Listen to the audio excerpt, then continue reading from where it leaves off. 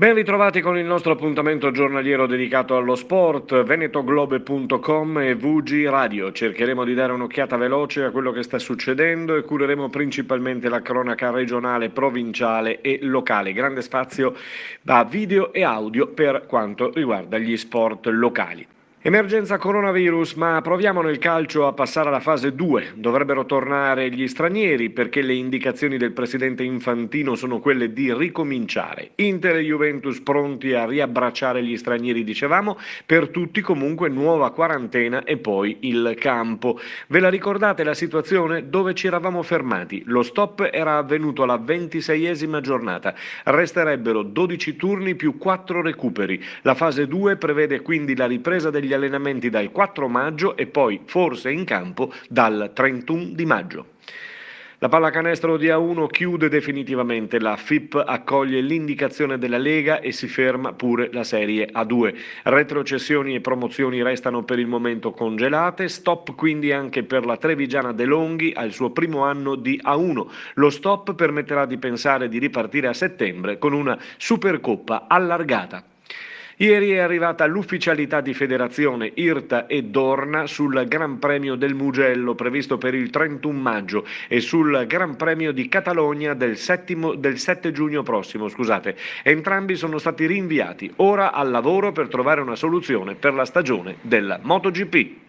La cronaca regionale trevigiana la apriamo con l'Imoco Volley Conegliano che rimane in attesa di sapere se lo scudetto sarà cancellato o meno, se potrà metterlo al petto, se dovrà giocarselo nei playoff, pensa anche al mercato. Lasciate andare con rescissione di contratto Ogbogu e Gertis, Maschio e Garbellotto pensano all'americana Mackenzie Adams e alla nazionale italiana Far. Sorokaite potrebbe accettare l'offerta da Busto Arsizio, mentre Hill sta meditando sul suo ritiro. Rinnovi per De Gennaro, per Volos che ieri ha compiuto gli anni, Folì, Silla, Egonu ed Cruyff. Al timone sempre Daniele Santarelli ed il suo riconfermato staff. Ma andiamo a sentire un intervento del presidente Piero Garbellotto in merito alle decisioni della Lega e della federazione di ieri. Siamo abbastanza soddisfatti del risultato della consulta della Lega Pallavolo Femminile di ieri che ci ha visto segnare il titolo di campioni della regular season, una sorta di scudettino, forse anche uno scudetto morale visto che comunque abbiamo dominato una stagione importante che ci ha visto vincere il Mondiale per Club, la Coppa Italia, la Supercoppa Italiana e ci ha visto vincere 29 partite su 30 con quasi sempre un risultato di 3-0. Ora aspettiamo le determinazioni della FIPA per capire come finirà realmente questo campionato, come organizzarsi per la prossima stagione, però ci sentiamo anche di ringraziare tutti i club che con Fair Play ci hanno proposto comunque l'assegnazione del titolo. Spazio al calcio con i nostri servizi, vi ricordo che anche nei prossimi giorni ce ne occuperemo, andremo a trovare a casa in questo periodo allenatori, giocatori, dirigenti delle società impegnate nel campionato di eccellenza di Serie D e di promozione che abbiamo e speriamo di continuare a seguire al più presto.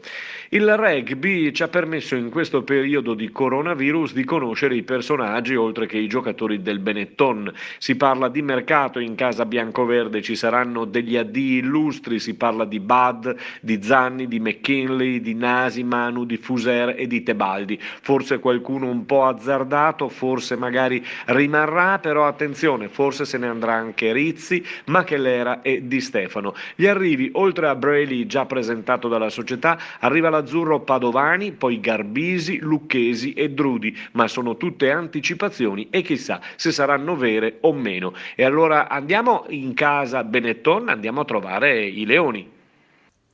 Ciao a tutti, è molto importante stare a casa in questo difficile momento. Dobbiamo fare squadra, che insieme e con l'impegno di tutti riusciremo a superare questa difficile situazione. Contributo di tutti riusciremo a superare questo difficile momento stando a casa. Io sto a casa. Ciao a tutti, volevo dirvi che in un momento come questo è molto importante stare a casa, ovviamente con l'impegno di tutti riusciremo a superare questo difficile momento. Io resto a casa. E con questo saluto e questa intervista termina qui il nostro consueto e giornaliero appuntamento informativo sportivo. A domani!